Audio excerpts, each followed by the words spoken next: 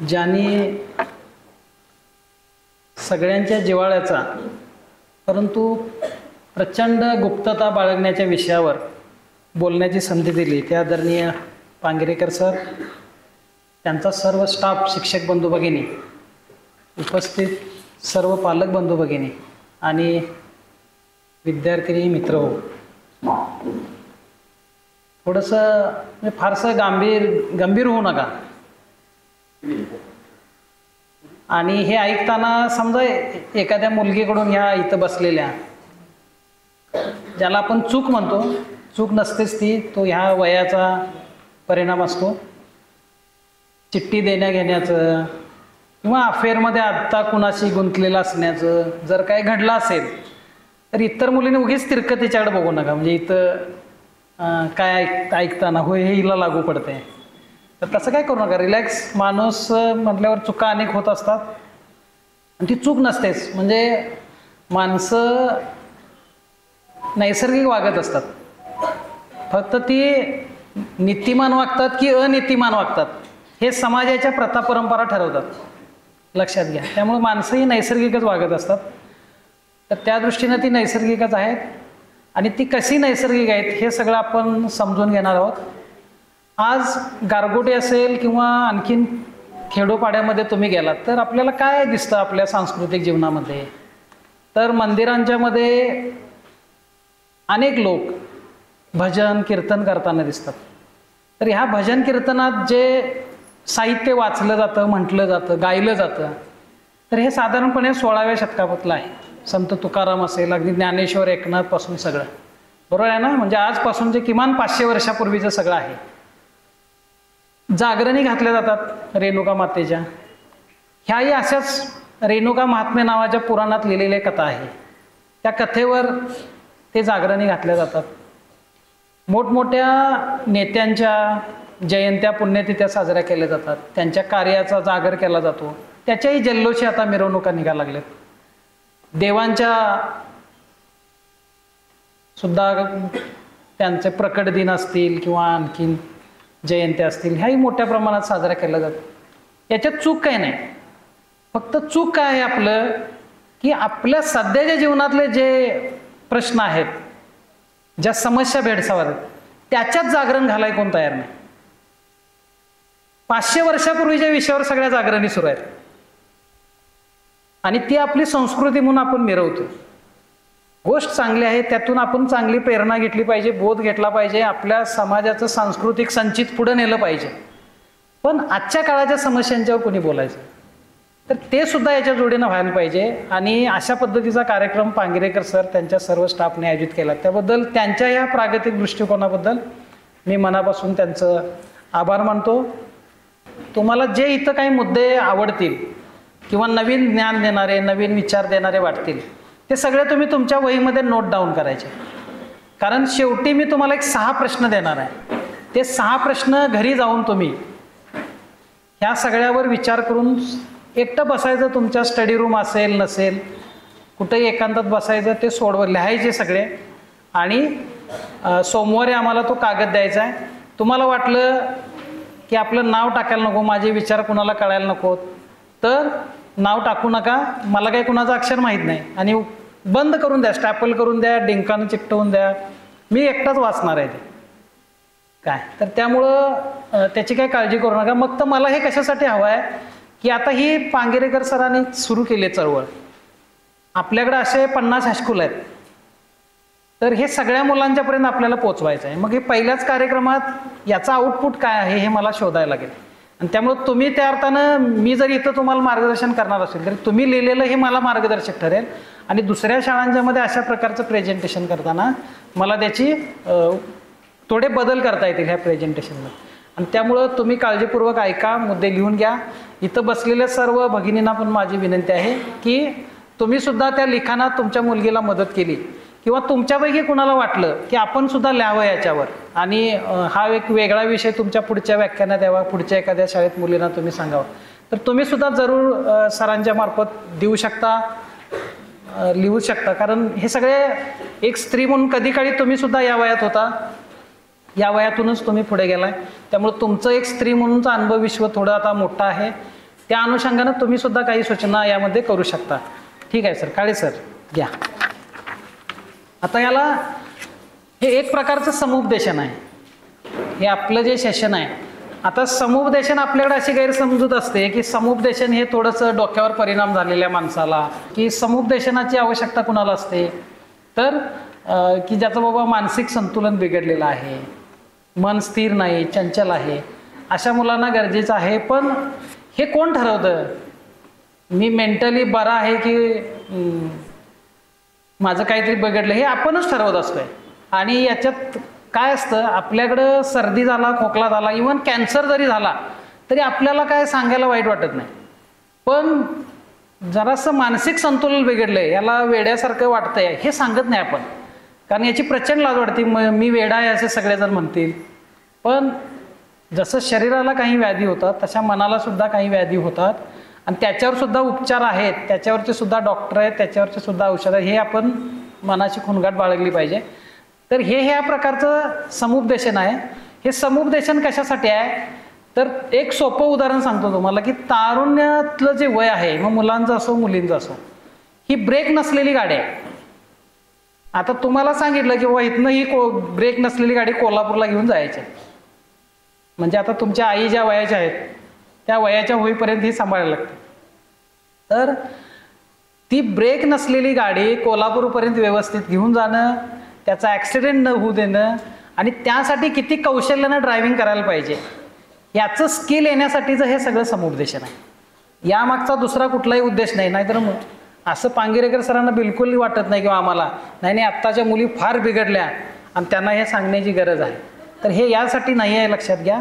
याचा उद्देश इतकाच आहे की हे वय, त्या वयाचे जे काही साईड इफेक्ट आहेत त्या साईड इफेक्ट आपण समजून घ्यायचं आणि आपला हा तारुण्यपणाचा जो काळ आहे तो कशा पद्धतीने व्यवस्थित पार करायचा की जेणेकरून आपल्या आईवडिलांना, आपल्या शिक्षकांना किंवा तुमच्या स्वतःच्या करिअरला धोका निर्माण होऊ नये, कुठंतरी आयुष्य बर्बाद होऊ नये, या दृष्टीनं आपण ह्या तारुण्याचा काळ कशा पद्धतीने हाताळायचा हे या गोष्टीतून शिकणार आहेत.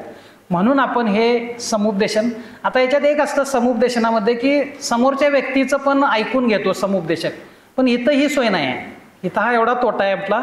म्हणून मी तुम्हाला लिहायला सांगतोय की तुमच्या पण मनातल्या काही गोष्टी माझ्यापर्यंत येतील, लक्षात घ्या. परत आपण वाटलं तर त्याच्यातून काही गोष्टी अशा आल्या तर परत एकदा असं सेशन घेऊ आपण, काय अडचण नाही त्याच्यामध्ये. तर त्यामुळं ह्या समुपदेशन एक प्रकारचं आहे, हे लक्षात घ्या. नेक्स्ट घ्या. आता ह्या विषयाकडे कसं बघावं याचा हा सुंदर फोटो आहे. बघा, हे तुम्ही अवस्था बघताय. तुम्ही शेतकरी असाल तर काही दैनंदिन जीवनाशीच निगडीत आहे. पिकाची पेरणी करणं, मग त्याची रोपं मोठी होतात, मग त्याला मोहर येतो एके दिवशी, त्याला फळं लागतात, पुन्हा त्या फळाचं झाड जमिनीत रुजलं की पुन्हा झाड येते, बरोबर आहे ना. किंवा ज्याची शेती नसेल ते कुंडीत तरी करत असतील रोपं, त्याने त्या वनस्पतीच्या वाढीच्या अवस्था बघितलेल्या आहेत. आता मला सांगा, हे बघितल्यानंतर आपल्याला काय वाईट वाटतं का, वेगळं काही वाटतं का? पण माणसाच्या बाबतीत मात्र वाटतं. म्हणजे लहान मुलं गोंडस बाळं असतात, हळूहळू मोठी होतात, वयात यायला लागली की त्यांच्या शरीरात काही बदल होतात, आणि मग सर्कशीतल्या कुठल्या तरी प्राण्याकडे बघायला लागेल तसं तरुण वयात आलेल्या मुलीकडे रस्त्याने येणार जाणारे पुरुष मंडळी बघत असतात. मग मुलींनाच कळत नाही, ह्या अशी काय वेड्यासारखे बघतात आपल्याकडे. तर ह्या ज्या अवस्था आहेत, ह्या अवस्था का गरजेच्या असतात, तर त्या बियाचं झाड होणं, पुन्हा बी धरणं आणि त्या बियापासून पुन्हा त्या वनस्पतीच्या वंशाचा वाढ विस्तार होणं, ह्यासाठी ही अवस्था गरजेची आहे. तसं प्राणी पक्षी कुठल्याही सजीवामध्ये ही अवस्था तितकीच नैसर्गिक असते की तो जन्माला येणं, त्याची ठराविक वयानं वाढ होणं आणि मग तो पुन्हा त्याच्यासारखाच जीव निर्माण करण्यासाठी सक्षम बनणं, हा एक नैसर्गिक प्रवास आहे. मुलं वयात येतात याचा अर्थ काय आहे, तर ही माणसाचा जो वंश आहे तो पुढे राखण्यासाठी ती सक्षम होतात. त्यामुळे इतक्या सहजपणे आपण बघू का इकडं, आपण एक संस्कृतीची काही फ्रेम असते, नीतिनियमांची काहीतरी चौकट असते आणि त्या अँगलनं सगळं बघत असतो इकडं. तर म्हणजे घराघरामध्ये मासिक पाळी हा विषय सुद्धा इतक्या गोपनीय पद्धतीनं बोलण्याचा विषय असतो. तशी गरज नाही. आपण कुठल्या दृष्टिकोनातून त्याच्याकडे बघतोय. मासिक पाळी हा प्रजननासाठी स्त्रीचं शरीर तयार होण्याची एक दर महिन्याची अवस्था आहे. मग आपल्याला आपलं स्वतःचं शरीर आवडतं, आपलं मरायला सुद्धा कुणाला आवडत नाही, जीव आवडतो. मग हा जीव निर्माण होण्याची जी प्रक्रिया आहे त्या प्रक्रियेकडे आपण ह्या अशा घृणास्पद नजरेनं किंवा भावनेनं का बघतो? तर हे आपल्या डोक्यात काहीतरी संस्कार बसवलेले असतात. म्हणजे माणूस जशा चांगल्या गोष्टी शिकतो तशा वाईट गोष्टी पण शिकतो. तसं काही गोष्टींच्याकडं चुकीच्या दृष्टिकोनातून बघायला शिकतो. हे आपल्या घरातले समाजातले संस्कार असतात. तर हे संस्कार आता बदलण्याची गरज आहे. याच्याकडे एक विज्ञान म्हणून, शरीर धर्म म्हणून आणि माणसाच्या वंशसातत्याचा एक विकास म्हणून ह्या गोष्टीकडे आपण अगदी इतक्या सहजतेनं हे ह्याच्याकडे बघताना काहीच वाटत नाही आपल्याला झाडाच्या ह्या अवस्थेकडे. पण माणसाच्या ह्या अवस्थेकडे बघताना आपण वेगळ्या वेगळ्या चष्म्यातून बघत असतो. तर ते बघणं आपण सोडून देऊया आणि इतक्या निरागसपणे मुलांच्या मुलींच्या ह्या वयाकडे, त्यांच्या प्रजननक्षम होण्याकडे बघूया. आणि भविष्यात त्यांच्यावर जी जबाबदारी येणार आहे तर ती जबाबदारी त्यांनी व्यवस्थित पार पाडण्यासाठी कसे सक्षम पद्धतीने ते या सामोरं जातील त्यांना आपण हे करूया, साथ देऊया त्या मुलांना. म्हणून तुम्हाला सगळ्यांना इथं महिला पालकांना बोलवलं. लक्षात घ्या की यांचा मार्गदर्शक म्हणून तुम्ही एक जाणतेपणानं भूमिका घ्यावी. हे सगळे विषय झाकून न ठेवता एक मैत्रीण म्हणून तुमची यांच्याशी चर्चा व्हावी. पुढे आता बघा हे का आता गरज आहे, जसं पांगिरेकर सरांनी त्यांच्या शाळेतले अनुभव सांगितले, तर सगळ्या जगभराची ही समस्या आहे. आता हे जे NFHS मी लिहिलंय हा आपला राष्ट्रीय म्हणजे नॅशनल फॅमिली हेल्थ सर्वे दरवर्षी आपल्या भारताचं जे आरोग्य खातं आहे तो कुटुंबाचं सर्वेक्षण करतं, आरोग्याचं सर्वेक्षण करतं. आणि त्या सर्वेक्षणानुसार विवाहपूर्व म्हणजे लग्नापूर्वीचे शरीर संबंधांची आकडेवारी इतकी प्रचंड वाढलेली आहे की सगळा समाज अनीतिमान झालाय का, भ्रष्ट झालाय का, मुलं मुली आताची सगळी बिघडली का, असं चित्र मोठ्या माणसांना वाटावं इतक्या पद्धतीने ही आकडेवारी चिंताजनक झालेली आहे. त्यामुळं आता हे ह्याच वयात का घडतंय, तर मी जसं सांगितलं तुम्हाला की प्रजननक्षम होतात ही मुलं ह्या वयामध्ये. जसं झाडाला मोहर येतो ती मोहर येण्याची अवस्था आहे मुला मुलींची. आणि त्याच्यामध्ये ह्या लैंगिक जाणीवांना ते सामोरं जात असतात. त्या भावनांच्या प्रचंड प्रेशर खाली असतात. ती घडण्याचा आणि बिघडण्याचा काळ हा आहे त्यांचा. लैंगिकतापूर्ण विषयक विवेचनपूर्ण निर्णय घेण्याचा हाच काळ असतो. इथं निर्णय चुकला आयुष्य सगळं चुकू शकतं, लक्षात घ्या. आणि त्याच्यात झालंय कसं, ह्या मुलांची परिस्थिती अवघड खूप झाली आहे की चुकीचं सामाजिक वातावरण आहे. म्हणजे आज मुलांच्या हातात मोबाईल आहे, घरात TV आहे, त्याच्यातून काय समोर येते चित्र, TV मालिका, एखाद्या स्त्रीची किंवा एखाद्या पुरुषाची 2-2 लग्न होणं, त्यांचे एक्स्ट्रा मॅरिटल अफेअर चालणं, याचं किती उदात्तीकरण करत असतात. आणि त्याच भावनांच्यामध्ये गुंतवून TV सिरियल वाढवत राहतात आणि आपण पण ते बघत राहतो. किंवा तुम्ही हिंदी सिनेमे बघितलेत तर किती त्याच्यामध्ये हाणामारी आणि सेक्सचं म्हणजे मर्डर सारखा सिनेमा का गाजतो? असं काय चांगलं आहे सांगा त्याच्यात, का गाजतो तो? किंवा डर्टी पिक्चर सारखा विद्या बालनचा सिनेमा का गाजतो? तर हे त्या दिग्दर्शकांना माहिती असतं की समाजाला काय बघायला आवडतं. एकीकडं नैतिकतेच्या गप्पा मारणार पण हे काय बघायला येणार, म्हणून त्यांचे ते शौक पुरवण्यासाठी अशा पद्धतीचे चित्रपट निर्माण केले जातात. आणि मग त्याचे साईड इफेक्ट लक्षात घ्या, हे सगळं मुलांच्या मेंदूवर आघात करत असतं. प्रचंड हाणामारी बघून मुलांना असं वाटतं की सगळं जग खूप असंवेदनशील झालं आणि आपण सुद्धा इतकं आक्रमकच राहायला पाहिजे. आज बघा सहज गाडीवरून एखाद्याच्या सहज आडवी गाडी गेली तर तोंडात सहज मुलांच्या शिवी येते. ही आक्रमकता आली कुठून? तर हे सगळं बघून. व्हिडिओ गेम्स त्या प्रकारचे आहेत, सिनेमे, ॲनिमल सारखा पिक्चर बघितला तुम्ही, प्रचंड गाजला.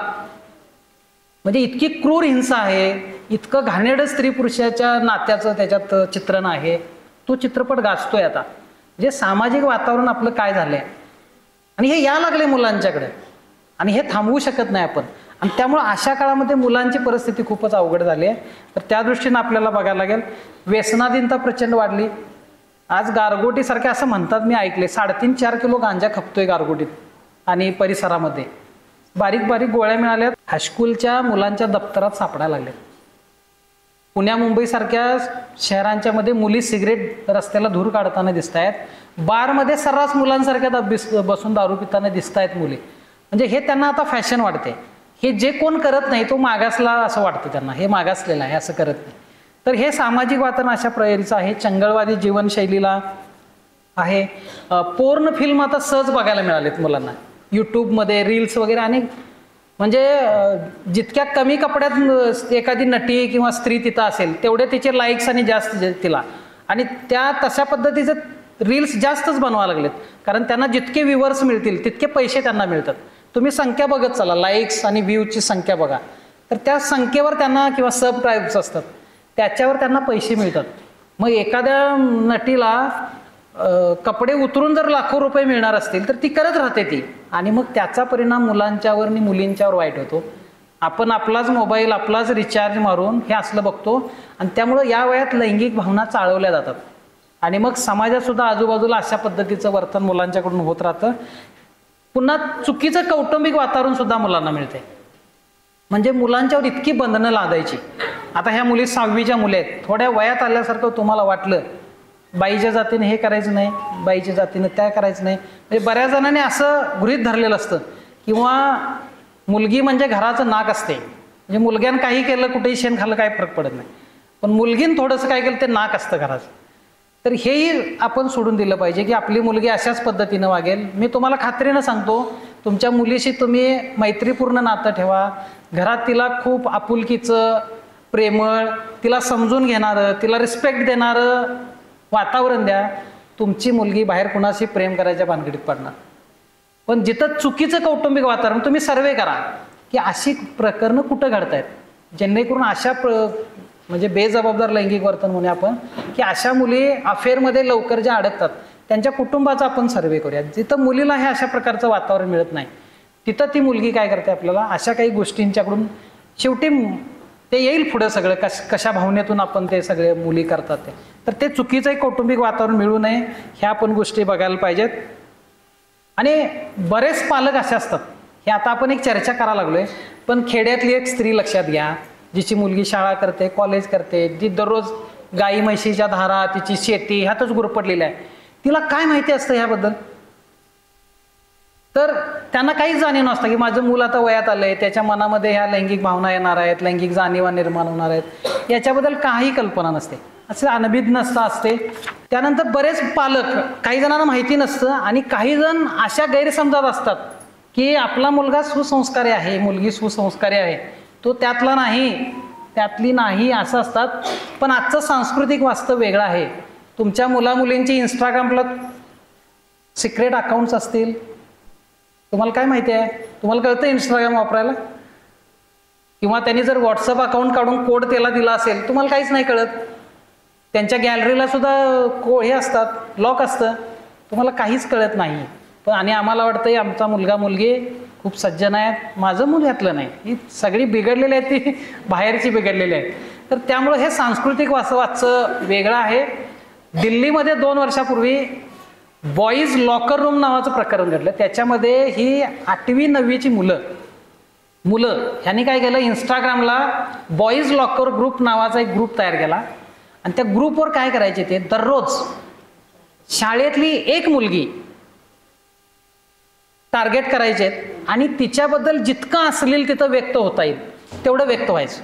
आणि ते सिलेक्टेड मुलांचा ग्रुप असल्यामुळं ते कुणालाही कळायचं नाही, त्या ग्रुपमधल्याच मुलांना ते वाचताना यायचं. तर अशा पद्धतीनं वर्गात शाळेतल्या अनेक मुलींच्या बद्दल म्हणजे अक्षरशः ते अब्रूचे धिंडवडे तिथं त्या ग्रुपवर काढायचे. हे एका मुलीला कळलं की अशा पद्धतीनं, आणि तिनं काय केलं, एक फेक अकाउंट तयार केलं मुलग्याच्या नावानं, आणि त्या फेक अकाउंटच्या द्वारे ती काय केली, त्या ग्रुपमध्ये सामील झाली. आणि मग तिला कळलं की मुलींच्या बद्दल हे मुलं किती घाणेरड्या पद्धतीनं इथं व्यक्त होत असतात, बोलत असतात, मनातली घाण मळमळ तिथं ते काढत असतात. तर अशा पद्धतीनं सांस्कृतिक वास्तव आजचं वेगळं आहे. त्यामुळं आपल्याला ह्या पद्धतीनं मूल कुठं गुंतलेलं आहे का, चुकीच्या काही गोष्टी करतात हे बघायला लागेल. थोडक्यात ह्या मुलांचा जो वयोगट आहे तो एक गुहा आहे, काही अंदाज येत नाही त्यांच्या मनाचा, ह्यांच्या भावनाचा. म्हणजे मी सुद्धा आता, माझा मुलगा 12वीला आहे, मी सुद्धा याच आहे की यांच्या मनाचा अंदाज येत नाही, गुहा आहे, अंधार आहे. पण ही जी गुहा आहे त्या गुहेमध्ये एखादी पंथी लावायला पाहिजे कोणीतरी, तिथं थोडासा उजेड करायला पाहिजे, आणि याच्यात काय काय आहे ते शोधायचा आपण प्रयत्न या प्रेझेंटेशनच्या निमित्तानं करणार आहोत. आता ही सगळी माहिती शास्त्रशुद्ध असणार आहे, ह्याच्यात कुठल्याही आपल्या धर्मानं संस्कृतीनं सांगितलंय असलं काही असणार नाही. हे टोटल मी सुरुवातीला सांगतो, मी कोण मानसशास्त्रज्ञ नाही, मी डॉक्टर नाही, काय फक्त एक शिक्षक आहे मी. सर म्हटले तसे एक 8-10 चांगले म्हणजे डॉक्टर आपल्या डॉक्टर राणी बंग, त्याच्यानंतर डॉक्टर करुणा गोखले, डॉक्टर प्रदीप पाटील, मंगला गोडबोले, डॉक्टर श्रुती पानसे, अशा मान्यवर लेखकांची किंवा ह्या विषयात काम केलेल्या लेखकांची, डॉक्टरांची मी एक 8-10 पुस्तकं चाललेत. ती सगळी पुस्तकं आहेत, आता 2-3 आणलेत घरी माझ्या 8-10 आहेत. तर ती सगळी पुस्तकं चालून ह्या सगळ्या नोट्स तयार केलेल्या आहेत आणि त्याच्या आधारे बोलत आहे मी. त्यामुळे हे टोटल विज्ञान म्हणून आपण याच्याकडे बघूया. ही भाषा ही आपल्या शरीराची भाषा आहे, त्यामधील आपल्या मनांचं प्रतिबिंब आहे आणि या वयात जे आपल्याला अनेक प्रश्न तयार होतात त्या प्रश्नाशी संबंधित हे आहे. त्यामुळं ह्या गुहेत काय काय आहे, या तरुण वयातल्या मुलांच्या मनाच्या गुहेत काय काय ते तरी बघूया. चला आपण पुढं आता हे नजर टाका पुढं या सर. आता हे तुम्हाला माहिती आहेत की जसं मी पहिलं चित्र दाखवलं तुम्हाला की झाडाचं कसं मोठं होतं, मोहर येतो, फळे लागतात. तर त्या पद्धतीनं मूल वयात येताना मुलाच्या शरीरात हे बदल होतात, मुलीच्या शरीरात हे बदल होतात. त्यामुळं हे नॅचरलच आहे. मी आमच्या मिसेसला PPT दाखवली, अगं बघ जरा कसं झालं म्हणून. मला म्हटले ते काखेत जांगेत केस येतात असं तुम्ही बोलणार काय भाषणात. मग मी म्हटलं पहिलं चित्र त्यासाठीच आहे की वेगळ्या नजरेनं कोणी बघायला नको याच्याकडे. हे नॅचरल आहे, हे निसर्ग आहे, हे शरीराच्या वाढीचे टप्पे आहेत. जसं झाड त्याला नंतर फांद्या फुटतात, त्याला मोहर येतो, तसंच हे सगळं आहे प्रजननक्षम बनण्यासाठी. आता तिथं मुलींच्या मध्ये लिहिलं की कमरेचे हाडे पसरट होतात.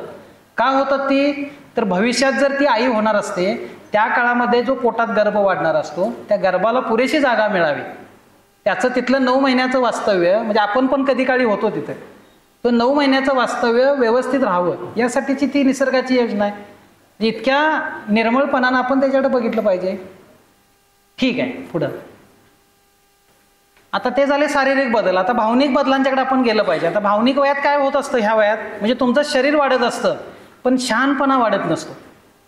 ते पुढं सांगणार आहे डिटेल मी का वाढत नाही, तो कशामुळे वाढत नाही. तर त्यामुळे हे भावनिक बदल काय होतात, म्हणजे हे का होतं हेच आपल्याला माहीत नसते. तर ते काय बदल होतात बघा.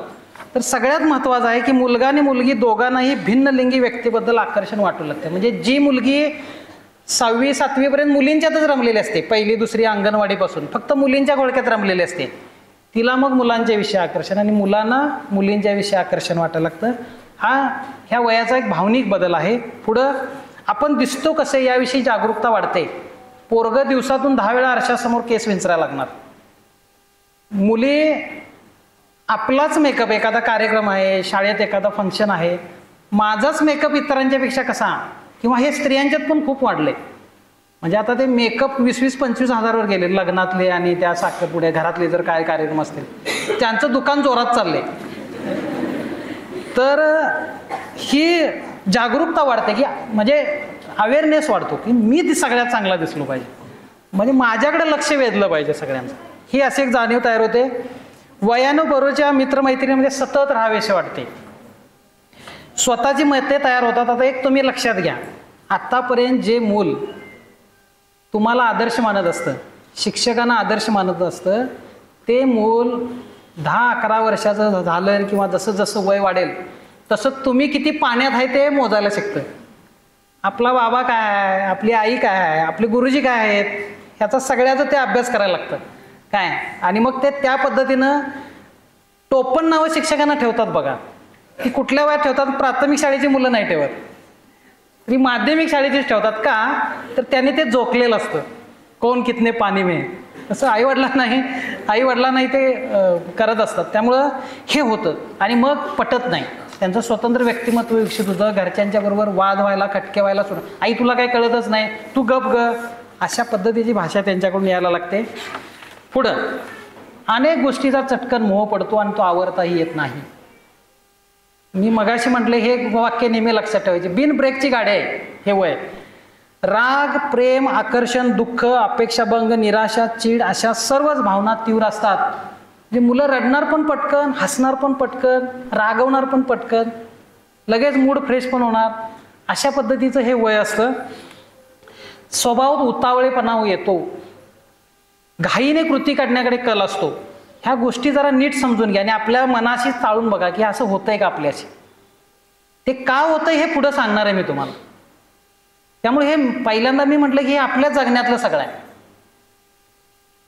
संयम कमी असल्याने वाट बघणे, राग गिळणे, पडते घेणे अशा गोष्टी जमत नाहीत. माघारच घेत नाहीत मुलं, अजिबात माघार घेत नाहीत. आमच्या बायकोला मी नेहमी सांगतो की मुलाशी भांडू नकोस, तुझाच पराभव होणार. ते काय ऐकत नाही ती पण. त्यामुळे मला बऱ्याच वेळा मध्यस्थाची भूमिका घ्यायला लागते. बरोबरीच्या मुलामुलीमध्ये प्रिय होण्यासाठी ते सांगतील त्याप्रमाणे वागण्याकडे आणि त्यांचे अनुकरण करण्याकडे कल असतो.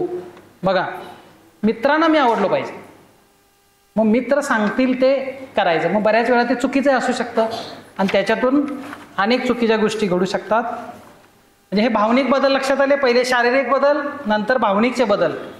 ह्याच्यातलं कुणाला जर पटलं नाही तर सांगा मला लगेच, हे आमच्यात असं काही घडत नाही असं कोणी दावा केला, मला माहित आहे कोण म्हणणार नाही, कारण हे सगळं आपण अनुभवलेलं आहे. म्हणजे आम्ही पण अनुभवलंय, त्या वयातून गेलोय, तुम्ही सुद्धा अनुभवतात, ही मुलं अनुभवत आहेत. आता ह्याच्यासाठी काय घटक कारणीभूत असतात हे कुणी आपल्याला फारसं सांगितलं नाही. म्हणजे आपण विज्ञानच्या पुस्तकात ग्रंथी आणि त्याचं कार्य हा धडा शिकलो असू, पण नेमकं तारुण वयात त्या ग्रंथींची आणि त्याच्यामधून स्रवणाऱ्या संप्रेरकांची काय भूमिका आहे हे आपल्याला कुणी समजावून नीट सांगितलं नाही. कारण ते आपण परीक्षेच्या दृष्टीने तयार केली. हिथं जे आपण बोलतोय ते आपल्या जीवनाच्या परीक्षेला आपण सामोरं जाताना उपयोगी पडेल या दृष्टीनं. तर त्यामुळे ही संप्रेरक असतात. ते संप्रेरकांचं विश्व कसं आहे, ते शरीरामध्ये नेमकं काय काम करतात हे आपण आता थोडं समजून घ्यायची गरज आहे. कारण ही संप्रेरकं जी आहे ती कुमारी आणि किशोरी अवस्था ठरवत असतात. लक्षात घ्या, समजा एखाद्या मुलीच्या शरीरामध्ये जे संप्रेरक म्हणजे हार्मोन्स म्हणतात त्याला, ते हार्मोन्स इम्बॅलन्स झाले तर अशी मुलगी 14व्या 15व्या वर्षी सुद्धा नीतिमत्तेच्या सगळ्या मर्यादा सोडून पुढे जाऊ शकते. तर त्यामुळे तिचं आई पण किशोरी पण ते सगळे संप्रेरक ठरवतात. हे लक्षात घ्या. प्रेमात पडण्याचं वय ठरवतं. संप्रेरकांचं इम्बॅलन्स झाला तर लवकर प्रेमात माणसं पडतात किंवा भिन्नलिंगी व्यक्तीचं आकर्षण खूप वाढतं आणि त्याच्यातून ही बेजबाबदार लैंगिक वर्तन घडत असतात.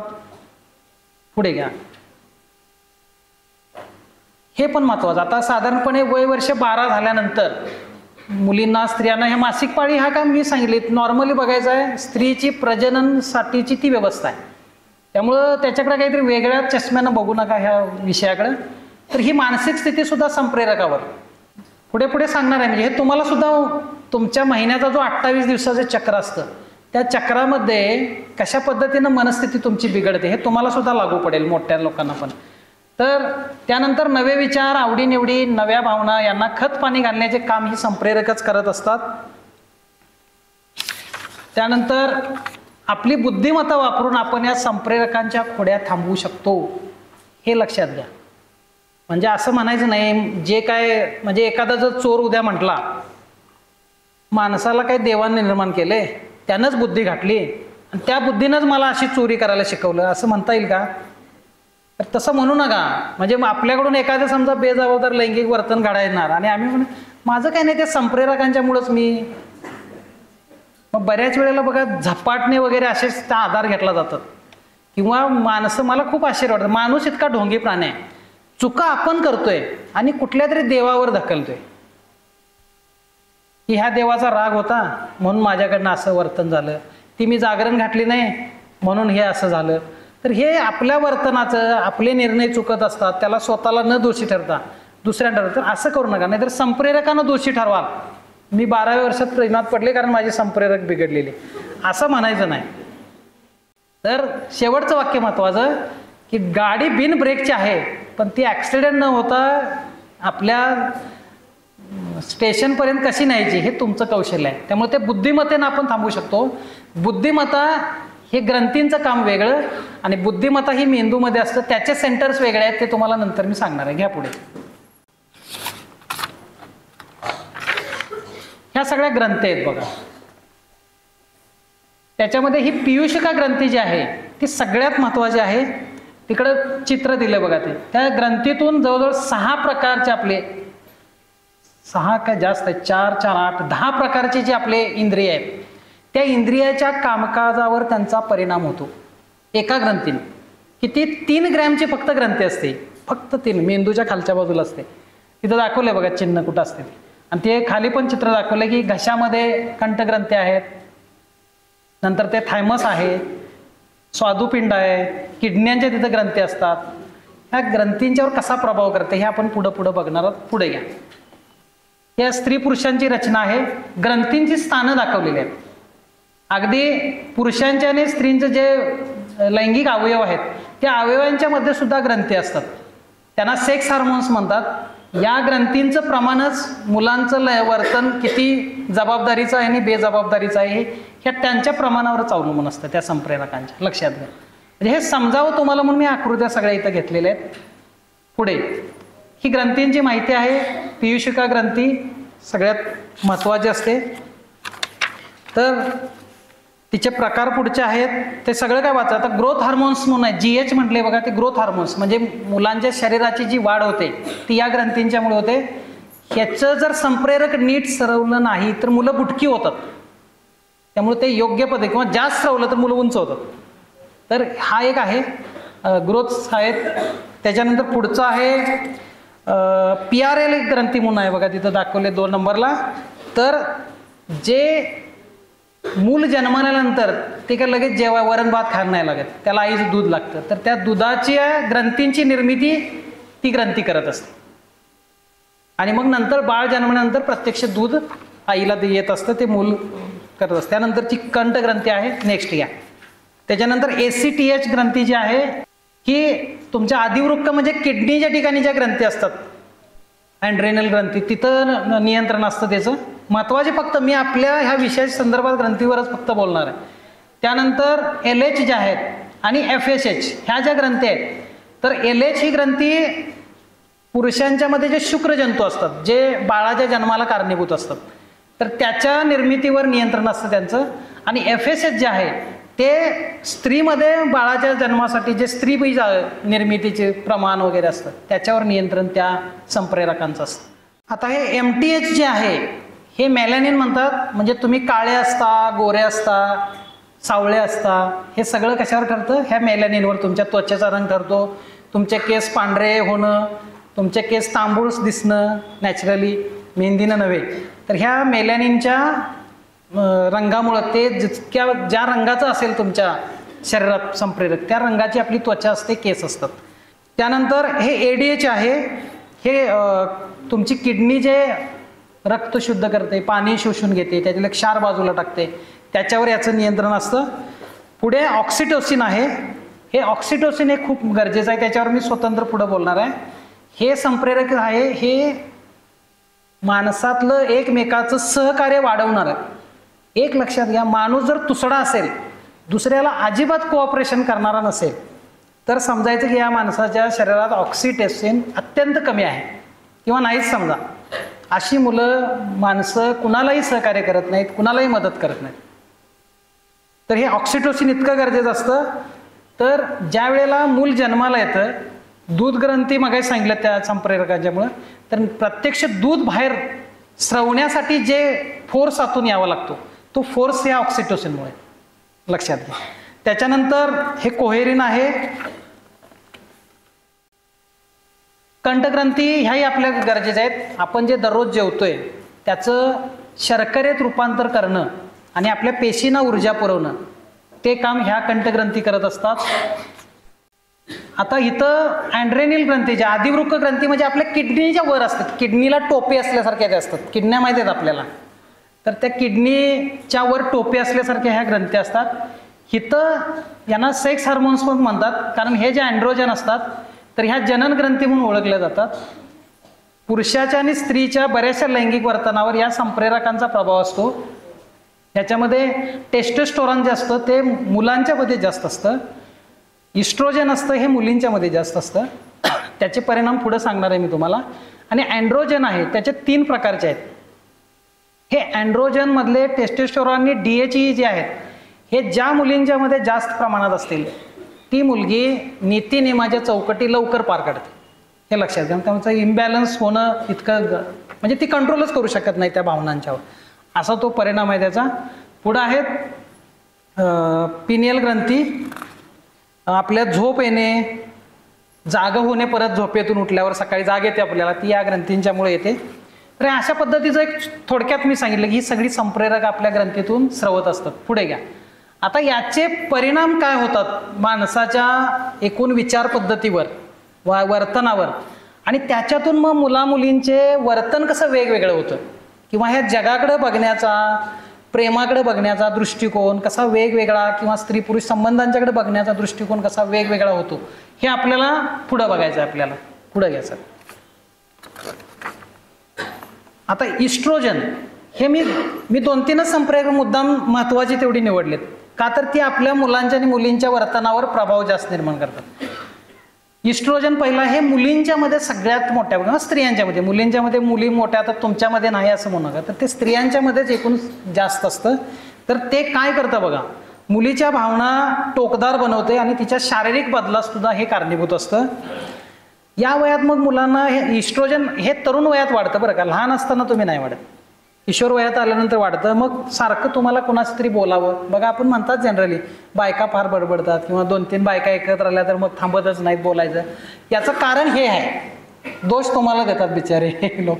तर हे इस्ट्रोजनमुळे सारखं बोलावंसं वाटतं, गप्पा माराव्यात वाटतात, मन मोकळं करावं म्हणतात बघा. बायकांच्या इथं काय राहत नाही, त्यांना शाप आहे म्हणे कुणाचा महाभारतात, असं काहीतरी थोतांड कथा सांगतात.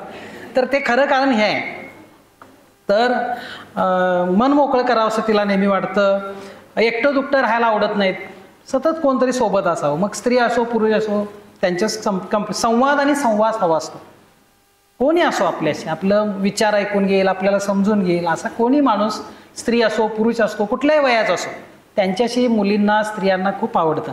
हे सगळं आपल्या जीवनाशी रिलेटेड. हे तुम्हाला ऐकताना असं वाटेल हो हे खरंच आहे, याच्यात काय, म्हणजे माझ्या बायकोनं ज्यावेळी वाचलं ती म्हटलं हे काय वेगळं का नाहीच आहे, फक्त ते का आणि कशामुळे होतं हे आपण आता समजून घ्यायला लागलं. हे वेगळं काहीच नाही, हे आपल्या दररोज जीवनातले अनुभव आहेत. नंतर बोलण्याची, शब्दावर प्रभुत्व राखण्याची क्षमता धारदार असते. तुम्ही मुलींना भाषण करायला सांगा, किंवा आता इथं शिक्षक आहेत सगळे, तुम्ही मुलींची दीर्घोत्तरी प्रश्न चेक करा आणि उत्तरं लिहिलेली, आणि मुलांची चेक करा. मुलीची भाषा खूप चांगली असते, कारण भाषेची जी केंद्र असतात त्या इस्ट्रोजनमुळे मुलींची अधिक लवकर सक्षम बनतात. किंवा बोलणं बघा, म्हणजे मुलगा बोलताना घरी नातेवाईक आले, सहज उदाहरण बघू शकता तुम्ही, तुमचा मुलगा आहे आणि तुमची मुलगी आहे, घरी नातेवाईक आले तर मुली किती आपुलकीनं चौकशी करतात बघा, कसा संवाद साधतात बघा.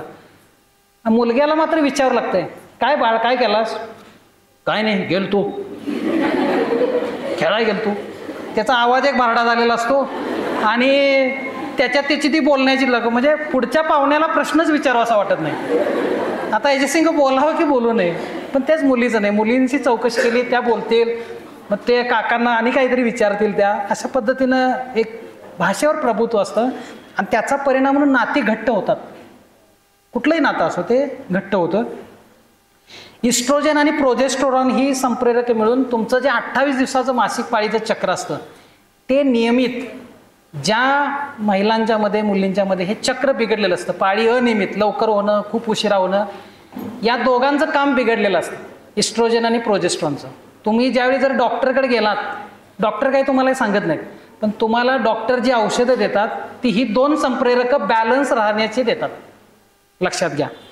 तर ह्यामुळं त्यानंतर पुन्हा हे जे 28 दिवसाचं चक्र आहे त्याच्यात मुलांची, स्त्रियांची, मुलींची आणि स्त्रियांची मानसिकता पुन्हा बदलत असते. कारण हे संप्रेरक पाळीच्या काळात, पाळीच्या पूर्वी, पाळीनंतर, आठवड्या 2 आठवड्यानंतर यांची पातळी वेगवेगळ्या पद्धतीची होत असते, आणि त्याचा परिणाम मग तुमच्या स्वभावावर होत असतो. आणि त्याच्यामध्ये पाळीनंतर पहिले 2 आठवडे सगळ्याबरोबर छान छान राहावं वाटतं, खूप मूडमध्ये असतात या काळामध्ये मुली, स्त्रिया. आणि पाळीच्या पूर्व मात्र काय होतं, चिडचिड येते, आदळापट, भांडण, बारीक सारीक गोष्टी, थोडासा आवाज सुद्धा मुलांना केलेला सहन होत नाही, किंवा टीव्हीचा वगैरे गोंधळ आवडत नाही. तर ह्या सगळ्या गोष्टी होतात त्याच्यामध्ये. आता ह्याच्यात एक डोपामाइन नावाचं एक आलं, संवाद आणि सहवासातून माणसं आनंदित झाली की त्याच्यातून ते ऑक्सिटोसिन वाढतं शरीरामध्ये, आणि डोपामिनमध्ये. आता हे डोपामिन म्हणजे हे आनंदाचं संप्रेरक आहे. म्हणजे तुम्ही साखर खाता आवडीनं, गोड पदार्थ का खाता, तर जिभेवर खूप चांगली चव येते, बरोबर आहे ना. तर ती चव येते, ह्याचे अनुभव मेंदूमध्ये ज्यावेळी जातात त्यावेळी डोपामाइन स्रवतं. डोपामाइन हे आनंद निर्माण करणारं संप्रेरक असतं, आणि दुसऱ्या वेळेला तुम्ही साखर नाही जरी खाल्ली तरी ते मग डोपामाइन मागच्या वेळीची खूप चव गोड होती हे त्याला आठवतं आणि ते आपोआप स्रवतं. मोबाईलचं सुद्धा आता असंच व्हायला लागले. मागच्या वेळी बघितलेलं आपण गाणी व्हिडिओ खूप चांगले होते, मोबाईल हातात घेतल्या घेतल्या ते आठवतात आणि डोपामाइन तुम्हाला चल घे तू मोबाईल हातात, चल तू ओपन कर व्हिडिओ, ते बघ पुन्हा, हे करायला होतं. आणि मग तुम्हाला कळत नाही अरे मी 2 तास झालं मी बघायला लागलोय, रील्स बघायला लागलोय, हे करायला ते हे ह्याच्या अंडर खाली जातो आपण डोपामिनच्या. कारण त्या आनंदाच्या लाटा सुटत असतो आणि आपण मग हरवून जातो. आपला मेंदू विचारच करायचा थांबवतो, त्या आनंदाचा आनंद घेत राहतो, जे जे बघावंसं वाटतं ते बघत राहतो. तर अशा पद्धतीने हे डोपामाइन आहे. म्हणजे हे काय काय तिथं लिहिलंय बघा, मैत्रिणीच्या केसाशी खेळणं, गप्पा मारणं, खरेदीला एकत्र जाणं, मंदिरात एकत्र जाणं, हे सगळं हे तुमचं ऑक्सिटोसिन शरीरात असेल तर खूप चांगलं हेल्दी रिलेशननं तुम्ही राहत असता पुढं. आता हे वाढवायचं, समजा एखाद्या वाटलं की आपली खूपच चिडचिड व्हायला लागल्या, आपण लोकांना समजून घेणं चाललोय, तर हे करा. म्हणजे तुम्ही परत मूडमध्ये याल. घरी मांजर आहे, कुत्रा आहे, खेळा त्या प्राण्यांशी आवडीनं, मायेनं वागावं लोकांची स्तुती करावी. सहसाही घडत नाही, करत नाही आपण स्तुती कुणाची, तर ते करावं. हातात हात घ्यावेत, प्रिय व्यक्तीबरोबर स्वयंपाक करावा, एकमेकाची मदत घेत सहकार्य. तर असं काही वातावरण हलकं फुलकं जर आपण करू शकलो तर हे ऑक्सिटोसिन वाढतं आणि आपल्या मनामध्ये शरीरामध्ये खूप चांगल्या पद्धतीच्या भावना निर्माण होण्यास मदत होते. आता बरेचसे बुवा महाराज वगैरे काहीतरी सांगत असतात असं आनंदी होण्यासाठी काय कुठले जप केले पाहिजेत, ते तसं काही करण्याची गरज नाही. हलके फुलके काही उपाय आहेत ते करण्याची गरज असते. त्यानंतर पुढं सेरोटोनिन आहे, हे सुद्धा आनंदाचं संप्रेरक आहे. हे सुद्धा तुमच्या शरीरात नैसर्गिकपणे वाढवायचं असेल, गोळ्या औषधं खाण्याची गरज नाही. थोडंसं कोवळ्या उन्हात उभं राहा, 12 वाजता नव्हे भर उन्हात. काय नंतर मायेनं वागा, थोडंसं शरीराला घाम येईल अशा पद्धतीनं. आता लोक मॉर्निंग वॉक इव्हनिंग वॉकला जातात पण घामच येत नाही, काही उपयोग होत नाही त्याचा, वजन कमी होत नाही. मी इतकं फिरते पण वजन काही कमीच झालं नाही, घामच नाही आला ना. तर घाम आल्यानं फॅट कमी होईल आणि हे पण होईल, सेरोटोनिन वाढेल. ध्यानधारणा करावी. ध्यानधारणा या अर्थानं की थोडंसं जगाशी अलिप्त होणं, म्हणजे डोक्यातले सगळे विचार थोडेसे कट करायचे. आपण अनेक अशी गोष्टीशी बांधले गेलेलो असतोय, माझा मूल, माझी नोकरी, माझं शेत, माझा आणि काही व्यापार आहे, मी गुंतवलेले पैसे आहेत, अनेक गोष्टी असतात. थोडंसं कट करायचे सगळे आणि निवांत थोडा वेळ बसायचं, याचा एक फायदा होतो. एरोबिक व्यायाम उत्तम आहे त्याच्यासाठी. बोलणं चांगलं माणसांशी. आणि मग ह्याच्यात एक होतं, मुली ह्या वयामध्ये आता मोबाईल झालंय, भिन्नलिंगीचं आकर्षण असतं आणि त्याच्यातून मग बोलणारी व्यक्ती आपला आवडता मित्र असेल तर मग फोनवरून तासनतास बोलणं होतं. ते कशामुळं, तर हे सेरोटोनिन वाढतं, डोपामाइन वाढतं, आनंदच आनंद. आणि मग किती वेळ चॅटिंग केलं, किती वेळ गप्पा मारल्या कळत नाही आपल्याला, तर हे होतं. त्यानंतर पुढं ज्या ज्या वेळेला नातेसंबंध धोक्यात येतात त्यावेळेस स्त्रिया प्रचंड तणावात असतात आणि ह्या सगळ्याची पातळी कमी झालेली असते आणि मेंदूचा ताबा कॉर्टिसॉल नावाचं संप्रेरक घेतं. हे जे संप्रेरक आहे हे तुमच्या किडनीच्या वरच्या भागामध्ये, मी तुम्हाला मग सांगितलं अड्रेनल ग्रंथी, तिथं निर्माण होतं ते, आणि ते तणाव वाढवणार आहे, ताण वाढवणार आहे. त्यामुळे हे निर्माण न होणे यासाठी आपण काम केलं पाहिजे.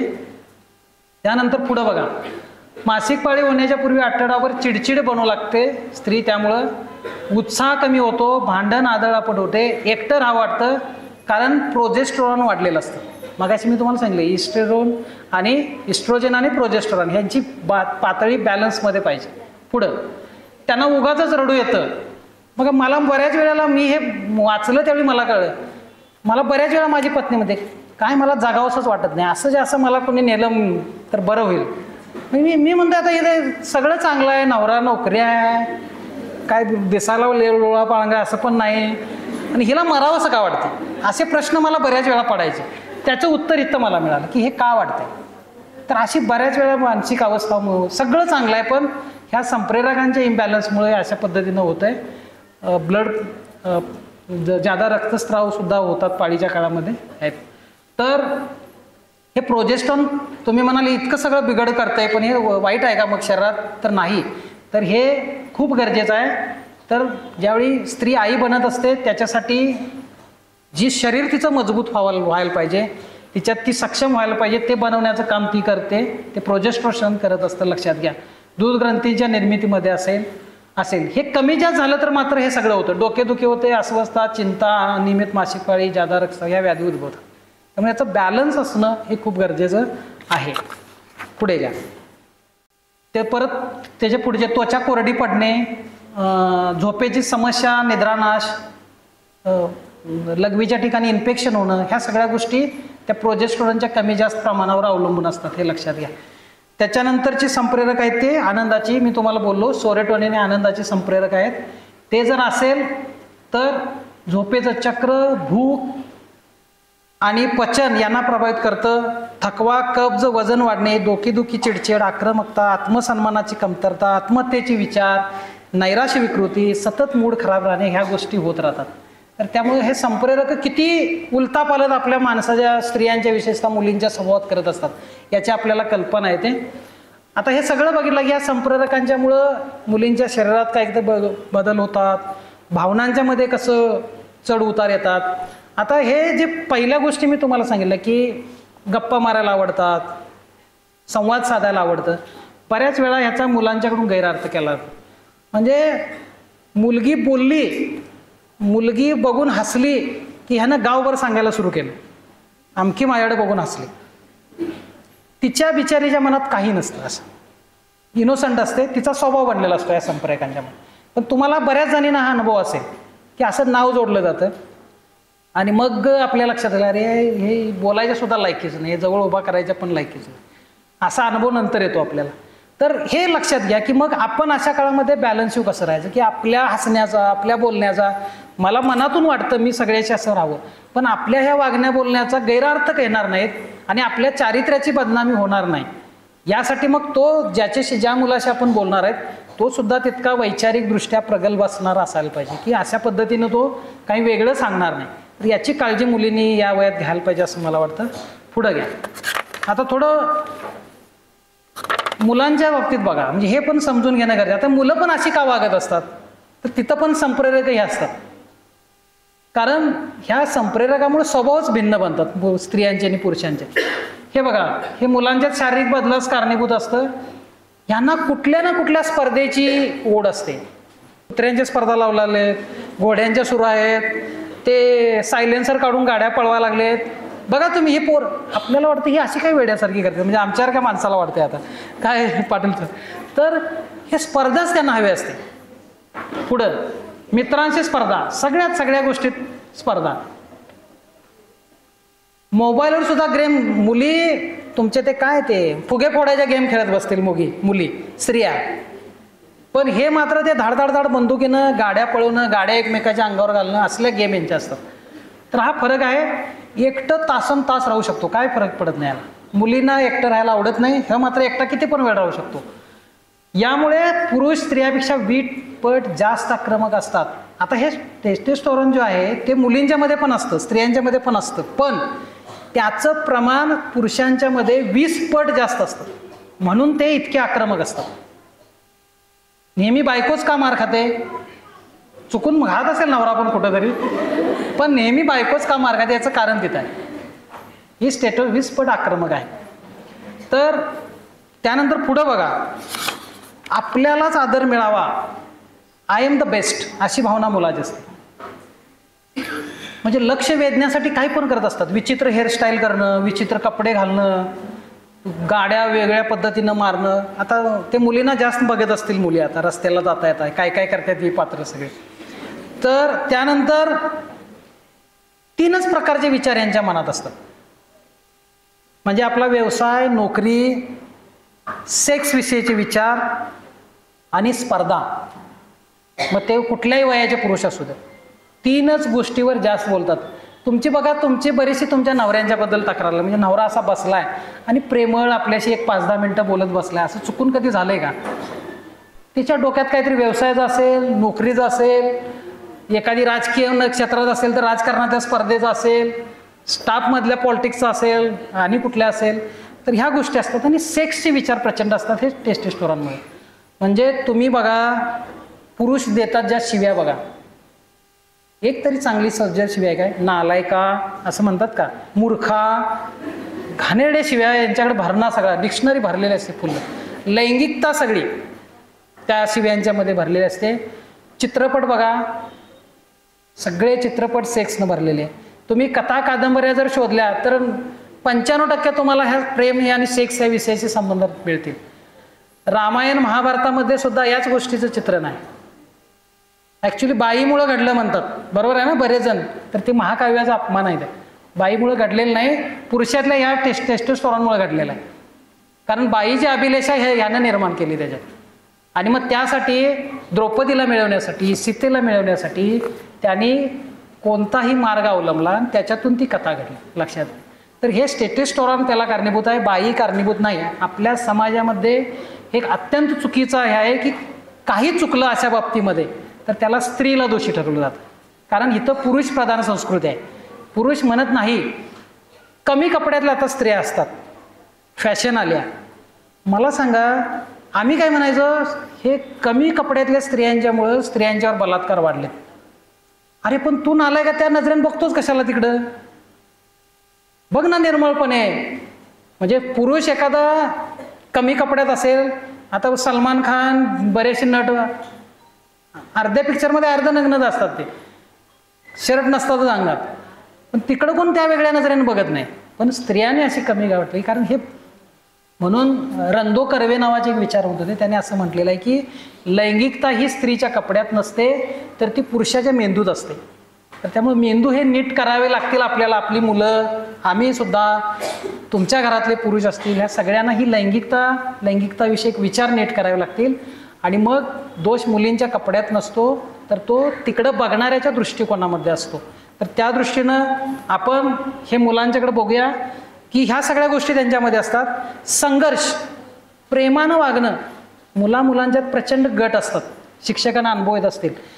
वाद, हाणामाऱ्या, म्हणजे मी बघतोय काही मोठ्या शाळांच्या गेटवर संध्याकाळी शाळा सुटली की वर्गात जे काही घडलेलं असतं त्याच्यावर बाहेर येऊन लगेच हाणामाऱ्याच ग्रुप तयार होत असतात गँगवॉर पद्धतीने. तर हे घडतंय आता. पाहतोच थांब तुला आता, ही बाणा त्यांचा असतो. लैंगिक इच्छा तीव्र असतात, याचा परिणाम. स्नायू बंडकळ असतात आणि वय वर्ष 30 नंतर हळूहळू ते टेस्टोस्टेरॉनचं प्रमाण पुरुषांच्या शरीरातलं कमी यायला लागतं. पूर्ण बंद होत नाही, हे लक्षात घ्या. कधीही ते स्त्रियांच्या पेक्षा जास्तच राहतं, तर ते मात्र कमी येतं. आणि त्यामुळं 30 नंतर शक्यतो पुरुषातली आक्रमकता कमी येते. भांडण, तंटे, ह्या ज्या गोष्टी असतात, जसे तरुण वयातली मुलं करत असतात साध्या गोष्टीवर, तसं करताना तुम्हाला पुरुष त्या वयानंतर आढळत नाही. त्याची कारणं ते आहेत. चेहऱ्यावर केस वाढणं, म्हणजे स्त्रियांच्या मध्ये सुद्धा जर हे वाढलं प्रमाण, तर याच्यात काही स्त्रियांच्या चेहऱ्यावर केस येतात बघा, किंवा इथं लव दिसते मिसीच्या ठिकाणी, काय मग डोकेदुखी होऊन जाते स्त्रियांना ते. तर ते ह्याचं कारण ते टेस्टोस्टेरॉन वाढणं हे असतं.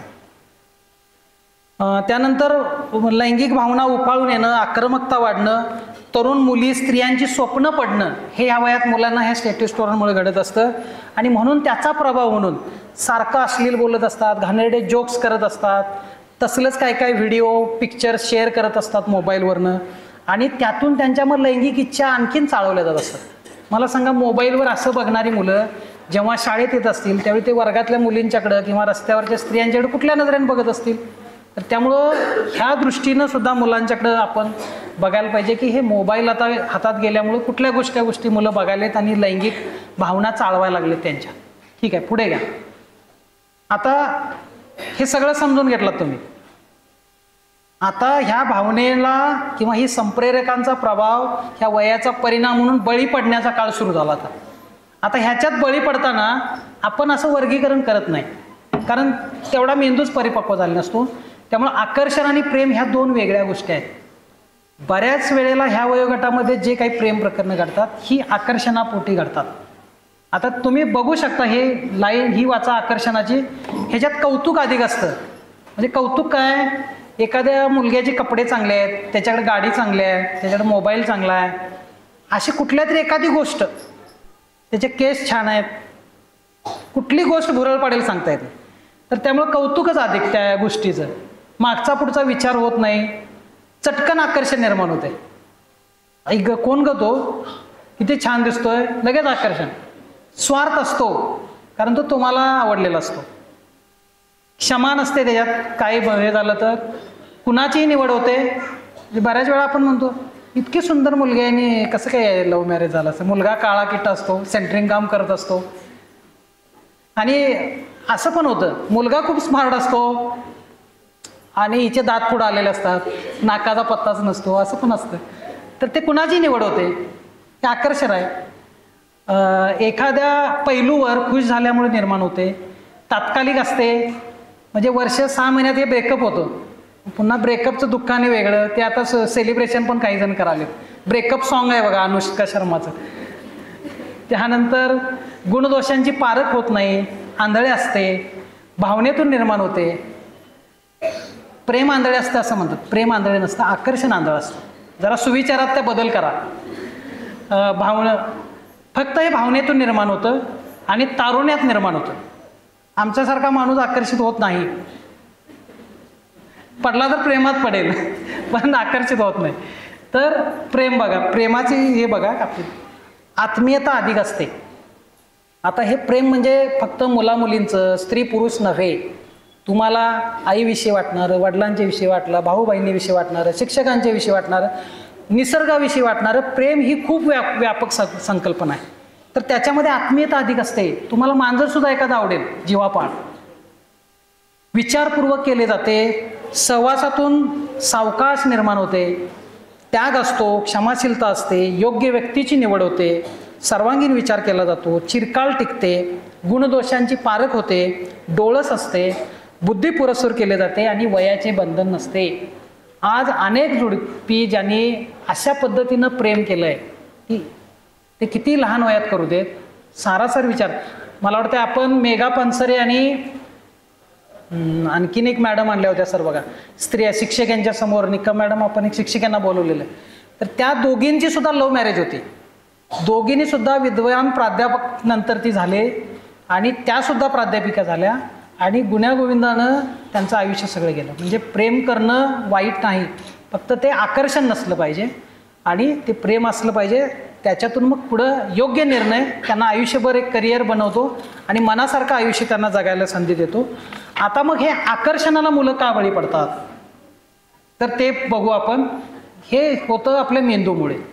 म्हणजे तुम्हाला माहिती आहे की माणसाचं शरीर जसं टप्प्याटप्प्यानं वाढतं तशा माणसाच्या मेंदूची वाढसुद्धा टप्प्याटप्प्यानं होते. तर सुरुवातीच्या काळामध्ये माणसाच्या मेंदूमध्ये त्याच्यामध्ये लिंबिक म्हणून एक भाग दिलेला आहे बघा, दिसतोय का बघा, छोटा आहे तो, जांभळ्या रंगाचा आहे. मध्ये ते डोळ्याची आकृती दाखवली ना, डोळ्याची, त्याच्या खाली जांभळ्या रंगाचा एक गोल दाखवला आहे बघा. तर तो तुमचा लिंबिक सिस्टम म्हणून असते, त्याला ॲमिगडाला म्हणतात. तर ॲमिगडाला म्हणजे हे तुमच्या भावनांचं केंद्र असतं. म्हणजे लगेच भावना तुम्हाला होतात, मग रागाची असेल, प्रेमाची असेल, आणि त्याला तुम्ही लगेच रिॲक्ट होता, विचार करत नाही. तर हा या वयात पूर्ण विकसित झालेला असतो भाग. आणि जो तुमचा पुढं कपाळाच्या बाजूला, त्याला प्रीफ्रंटल कॉर्टेक्स म्हणतात, इथं जो भाग असतो, इथं विचार करणारा मेंदू असतो. हा वयाच्या 25 वर्षापर्यंत काय होतो, विकसित होतो. म्हणजे आता जे बाळांनो तुमचं वय आहे त्या वयात तो विकसित पूर्ण वाढ झालेला नसतो आणि त्यामुळं तुमच्या मनावर भावनांचं राज्य असतं. तुम्हाला लगेच राग येतो, लगेच चिडता, लगेच हसता. याची कारणं काय, तर त्या लिंबिक सिस्टमची पूर्ण वाढ झालेली असते, ॲमिगडालाची पूर्ण वाढ झालेली असते, पण प्रीफ्रंटल कॉर्टेक्सची वाढ झालेली नसते. त्यामुळे विचार कमी आणि जीवनामध्ये भावनांचं प्राबल्य जास्त. पुढे घ्या. म्हणून वय वर्ष 9 ते 19 हा वादळी भावभावनांचा कालखंड म्हटला जातो, लक्षात घ्या. आणि म्हणून या काळामध्ये शरीराची वाढ होते पण होत नाही त्याच्यामध्ये. आणि या वयामध्ये मग मुलं कुणाचं ऐकण्याच्या स्थितीतच नसतात, कारण त्यांच्या भावना हेच त्यांना योग्य वाटत असते. कुणाचं ऐकत नसतात ते. अगदी एखाद्या प्रेमात पडलेल्या मुलगीला सांगितलं की बाळ तू हे करू नको, हे अफेअर करू नको, तुला याच्यापेक्षा उद्या चांगली स्थळं येतील, चांगले मुलगी मिळतील, श्रीमंत घरातले मिळतील, चांगल्या नोकरीचे मिळतील, पण तिच्या भावना तिला ऐकू देत नाहीत. आणि मग एके दिवशी ऐकायला मिळतं घरच्यांना की पिंकी कुणासोबत तरी पळून गेली. म्हणजे उदाहरण म्हणून नाव घेतलंय, कोण पिंकी असेल तर समजू नका. तर ह्याचं कारण भावनेच्या पूर्ण प्रभावाखाली ती मुलगी असते आणि मग असा निर्णय घेतो. बंडखोर हा साईड इफेक्ट आहे. भावनेच्या तुम्ही आहारी जाणं बंडखोरीपणा येतो आणि मग ती माझ्या आई वडिलांना काय वाटेल, त्यांच्या प्रतिष्ठेचं काय होईल याचा विचार न करता ते पाऊल उचलत असते. कारण ती बंडखोरी तिनं समाजाच्या विरोधात, नीती नियमांच्या विरोधात, सगळ्याच्या विरोधात ती बंडखोरी केलेली असते आणि त्याच्यातून ते होतं. हे लक्षात घ्या. याच्यावर एक शास्त्रज्ञांनी प्रयोग केला, मानसशास्त्रज्ञांनी. तो किती वर्ष केला माहिती आहे का? जवळजवळ 40 वर्ष तो प्रयोग करत होते अमेरिकेमध्ये. त्याला मार्शमॅलो टेस्ट म्हणतात. तर मार्शमॅलो हा एक पदार्थ आहे, जसं आपल्याकडं खव्याची बर्फी असते किंवा आणखीन एखादा चांगला गोड पदार्थ असतो, तसा तो पदार्थ आहे. त्यांनी काय केलं, एक 20 मुलांचा ग्रुप वर्ग शाळेतला बोलवला आणि त्या शिक्षकांना सांगितलं त्या मुलांना, त्यांच्यासमोर एक एक ती मार्शमॅलो म्हणजे बर्फी ठेवली आणि सांगितलं, मी एक 10 मिनिटात जाऊन बाहेर येतो, तुमच्यापैकी जी मुलं खाणार नाहीत त्यांना आणखीन एक मी गिफ्ट देणार असं सांगू, आणि तुम्ही खाल्ली तरी काय हरकत नाही माझी, असं ते सांगून गेले. आता त्यातल्या बऱ्याच मुलांनी काय केलं, ती बर्फी खाल्ली, कारण ते कंट्रोलच झालं नाही भावना, ती खाऊन टाकली. आणि मग अशा ज्या मुलांनी बर्फी खाल्ली 10 मिनिटांसर परत येण्यापूर्वी, त्यांचा पण डेटा ठेवला गेला. आणि ज्यांनी खाल्ली नाही सर येईपर्यंत, ज्यांनी संयम बाळगला, त्यांची सुद्धा हिस्ट्री शास्त्रज्ञांनी पुढं जमवायला सुरू केली. आणि एक 25-30 वर्षानंतर असं लक्षात आलं की ज्या मुलांनी लहान वयात स्वतःच्या वर्तनावर संयम ठेवला नाही, त्यांचं आयुष्य भरकटत गेलं. त्यांना कधीच कुठल्या भावनांच्यावर नियंत्रण ठेवता आलं नाहीत, त्यामुळे योग्य निर्णय घेता आले नाहीत आणि ते चुकीच्या पद्धतीनं गेले. लक्षात. तर या आणि ज्याने बर्फी ती खाल्ली नाही, तिथं कंट्रोल केलं भावनांच्यावर, ती मुलं मात्र जीवनामध्ये पुढं मोठ्या मोठ्या पदावर गेलेली, यशस्वी झालेली, खूप चांगल्या पद्धतीनं व्यावहारिक आयुष्यात आणि भावनिक आयुष्यात सुद्धा जगताना ती मुलं दिसली. तर त्यामुळं या काळात संयम पाळणं, भावनांच्यावर नियंत्रण ठेवणं हे सगळ्यात महत्त्वाचं आहे. आणि हे तुम्हाला आतूनच विरोध आहे त्याचा, भावनाच तुमच्यावर प्रभाव गाजवतात. पण तुम्हा सगळ्यांना बोलवण्याचं इथं कारण एवढंच आहे माता पालकांना, की या काळामध्ये तुम्ही मदत केली पाहिजे. मुलांना मग समजून घेतलं पाहिजे, तुमच्या वडिलांनी समजून घेतलं पाहिजे, मोठे बहीण भाऊ असतील तर त्यांनी समजून घेतलं पाहिजे, शिक्षकांनी समजून घेतलं पाहिजे. नाहीतर आपण काय करतोय, चारित्र्याशी संबंध येतो. एखाद्या मुलगीचं असं किंवा एखाद्या मुलग्याचं असं काही प्रकरण आपल्या डोळ्यासमोर आलं, कॅरेक्टरलेस आहे, वाया गेले, तर अशा नजरेनं कृपया कुणीही आपल्या मुलांच्याकडे बघू नये. त्याला मदत करूया, त्याला आता मदतीची गरज आहे. त्याच्या भावनावरचं नियंत्रण पुन्हा प्रस्थापित करण्यासाठी त्याला आपल्या मदतीची गरज आहे हे समजूया आणि त्याला योग्य मार्गदर्शन करूया. पुढं घ्या. आता हे आकर्षणाला जी मुलं बळी पडतात, मग त्यांच्या वाट्याला काय काय खाचखळगे येतात बघा. लग्न होतं पण मग 6 महिन्यात घटस्फोट होतो, असे अनेक प्रकरण आहेत. वादविवाद सुरू होतात, घरातून असेल तर सगळे नाती तुटतात. आपल्याकडे जातीचा एक आंतरधर्मीय किंवा आंतरजाती विवाह केला तर ते प्रचंड नातेसंबंध तुटणारं किंवा संघर्षाचं कारण ठरत असतं. त्याच्यातून सैराट पिक्चर झाला बघा आपला, बघितला तुम्ही सैराट पिक्चर? हा सत्य घटनेवर आधारित आहे. म्हणजे जातीचा अभिमान इतका असतो की खालच्या जातीमध्ये मुलगी पळून गेली म्हणून तिचा भाऊ आपल्या बहिणीचा मुंडकं कापून आणतो. ही क्रूरता कशातून येते? Honour killing. म्हणजे समाजात माझी जात ही प्रतिष्ठा अशी मानली जाते आणि मग माझी जातीचं पावित्र्य टिकवायसाठी माझ्या बहिणीनं असं कृत्य केलं म्हणून तिचं मुंडकं छाटलं. तर अशा पद्धतीच्या ह्या घटना म्हणजे ह्या टोकाला जाऊ शकतात आकर्षणातल्या गोष्टी. तर हे सगळे प्रॉब्लेम निर्माण होतात. आता बऱ्याचशा नेते अभिनेते आहेत, ह्यांच्या घरामध्ये कुठल्याही धर्मामध्ये कुठल्याही जातीमध्ये बिनधास्त लग्न होतात. इथं कधी चर्चा तुम्ही ऐकली? एखाद्या अभिनेत्यानं मुस्लिम अभिनेत्रीशी लग्न केलं, ऐकले कुठं चर्चा? नाही. ते लोक आर्थिक आणि सामाजिक दृष्ट्या अशा स्तरावर असतात की तिथं जात धर्म ते काय मायने राखत नाही, त्यांना ते फारसं महत्त्व देत नाहीत. मात्र आपण ज्या ठिकाणी राहतो, पाहुणं तुम्ही आमच्या घोंगड्यावर चालत नाही, तुम्ही आमच्या घोंगड्यावर बसायच्या लायकीचं नाहीचा, अशी एकमेकाला, म्हणजे मराठ्यामध्ये सुद्धा इतक्या जाती आहेत, ब्राह्मणांच्या मध्ये सुद्धा इतक्या जाती आहेत काय, तर ते असं उच्च नीचता बघितली जाते. आणि तिथं मात्र मग अशा जर मुलींनी निर्णय घेतले प्रेम करण्याचे तर प्रॉब्लेम खूप मोठे होतात आणि त्याच्यातून आयुष्यात संघर्ष खूप वाढत राहतात. त्यानंतर लग्नाच्या आमिषानं फसवणूक सुद्धा होते. आता काय झालंय, घ्या नेक्स्ट स्लाइड. मुलांची पण फसवणूक होते. आता काय झालंय, योग्य स्थळं मिळेना झाले आणि मग काही खोटं सांगून मुलगा इथं नोकरीला आहे, एवढं संपत्ती आहे, किंवा मुलीबद्दल सुद्धा अनेक खोट्या गोष्टी सांगून एकमेकाची फसवणूक केली जाते विवाहाच्या बाबतीमध्ये. तर ही कारणं आहेत त्याला. वाढती बेरोजगारी, आता ओव्हरेज मुलं मुली वाढलेत. तुम्ही बघितलं असाल की म्हणजे आमच्या वयात जी लग्न व्हायची ज्या वयात मुला मुलींची, ती आता होत नाहीत. सरासरी 25-30 वय आता मुला मुलींचं लग्नासाठी व्हायला लागले. तर ही कारणं आहेत. आता ह्या सगळ्याला मोबाईल किती जबाबदार.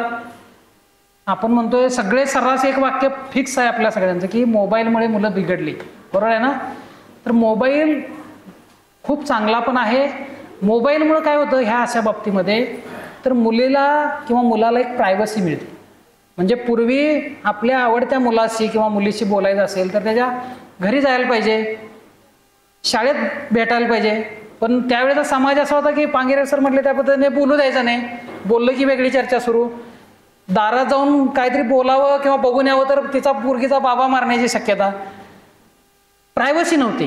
त्यामुळं आपोआप ह्या गोष्टींना प्रोत्साहन मिळत नसे किंवा प्रतिबंध घातला जायचा. आता मोबाईलमुळे एक प्रायव्हसी मिळाली. तुम्ही कुणाशी बोलताय, नंबर कसे डिलीट करताय, पालकांना काही कळत नाही. त्याच्यातून हे प्रकरण बरं सुरू असं झालंय, मुलगा 3-4 मुलींशी चॅटिंग करतोय, मुलगी सुद्धा 3-4 मुलांशी चॅटिंग करते. म्हणजे हे खूप वाढायला लागले. तर हे मोबाईल किती जबाबदार आहे की आपणच जबाबदार आहे. बघा, मोबाईल हे तसं चांगलं उपकरण आहे, त्याचा आपल्या जीवनामध्ये आपण वापर कशासाठी करतो ह्याच्यावर त्याची उपयुक्तता ठरणार आहे. पण एवढं मात्र खरं की आपला एकांत जपण्यासाठी, आपली प्रायव्हसी जपण्यासाठी मोबाईलनं आपल्याला अनेक मार्ग दिलेत आणि त्या मार्गांचा आपण मग चांगला वापर करायचा की चुकीचा वापर करायचा हे आपण ठरवायचं आहे. त्यामुळे तो विवेक विकसित होण्यासाठी मोबाईल साक्षरता आपण मुलांच्या मध्ये निर्माण केली पाहिजे असं मला वाटतंय. पुढे घ्या. आता ह्या सगळ्यातून बेजबाबदार लैंगिक वर्तन घडतं. आता बेजबाबदार लैंगिक वर्तन काय, तर छेडछाड. मुलं छेडछाड करतात. बघा, या मुलींना किंवा तुम्हाला सुद्धा अनुभव असेल की रस्त्यानं जाताना किंवा तुम्ही कॉलेजला शाळेत असताना मुलं टॉन्टिंग करतात, काहीतरी शेरेबाजी करतात, कधी अश्लील असते ती, शरीरावरून मारतात टोमणे, कपड्यावरून मारतात टोमणे. तर हे सत्तेचा खेळ असतो. पुरुषांच्या मध्ये जी एक श्रेष्ठत्वाची भावना असते, तर ते सबल विरुद्ध दुर्बल असा सामना असतो आणि अशा मग मुलींना त्रास दिला जातो. आता डिजिटल छेडछाड नावाचा पण प्रकार आलेला आहे. उगीच मुलीचं इंस्टाग्रामला अकाउंट दिसलं की यानं मेसेज टाकायला सुरू केलं की तू माझी मैत्रीण होशील का, माझी रिक्वेस्ट कन्फर्म कर, मला त्या ॲड कर ग्रुपला किंवा इंस्टाग्रामला मला फॉलो कर. अशा पद्धतीनं सुरू होते, त्रास द्यायला सुरू होते त्याच्यातून. किंवा मुलींचे फोटो वेगळ्या पद्धतीनं वापरले जातात, शेअर केले जातात. तर हे सगळे डिजिटल छेडछाड पण आता सुरू झाले. ह्यापासून सुद्धा आपण सावध होण्याची गरज आहे. आणि याचा परिणाम मुलींच्यावर जास्त व्हायला लागलाय. म्हणजे काही मुली आत्महत्या करतात. मी 2 महिन्यापूर्वीच कोल्हापुरातली घटना ऐकली. त्या मुलीचा वडील नव्हता, आजीजवळ ती राहत होती. साधारण 11-12 वर्षाची मुलगी होती, 8वी-9वीची. आणि ते गल्लीतले काहीतरी पोरं गावगुंड त्रास द्यायला लागले, तिला छेडछाड करायला लागले. कंटाळून तिने आत्महत्या केली. तर हे मुलींच्यावर खूप वाईट परिणाम होतात. मुलींचं शिक्षण बंद होत आहे. तर त्यामुळे मुलींनी एक करा, आता पोक्सो ॲक्ट आहे. जर वय वर्ष 18पर्यंत मुलींना अशा प्रकारे कोणी त्रास देत असेल तर फाशीपर्यंतची शिक्षा त्याच्यामध्ये आहे. त्यामुळं मला गारगोटी म्हणजे मी आनंदानं सांगेन की मला KH कॉलेजची एक मुलगी, मी इथं तिला काहीतरी त्रास दिला, छेडछाड कोणीतरी केली. मी त्यावेळी कॅसल व्ह्यूमध्ये सर विज्ञान प्रदर्शन होतं, तिथं मला ते सांगायला आले, साहेब मला हे असं असं केलं आहे आणि त्या शाळेचा शिपाई त्या मुलांना सपोर्ट करतोय. मी लगेच यंत्रणा आवडली, संस्थापकांना, त्या प्राचार्यांना सगळ्यांना फोन करून पोलिसांच्या ताब्यात देऊ काय सांगितलं. त्या मुलगीला परत कधी त्रास झाला. म्हणजे तुम्ही योग्य ठिकाणी ती गोष्ट बोललात तर तुम्हाला न्याय मिळेल. कारण कायदे खूप आता तुमच्या महिलांच्या आणि मुलींच्या बाजूने आहेत. त्यामुळे अशा गोष्टींच्या विरोधात तुम्ही आवाज उठवला पाहिजे. शिक्षकांना आपल्या असतील, आपल्या आईवडिलांना बऱ्याच वेळेला भीती असते आणि किंवा घरचे पण वातावरण चुकीचं असतं. हां, तूच हसली असशील, तूच असली फॅशन करतेस म्हणून तुलाच का बोलतायत, त्या हिला का बोलले नाहीत, अशी आईवडिलांची भाषा असते आणि त्याच्यातून मग मुलं व्यक्त होत नाहीत. तर कृपया असं कुणीही करू नये.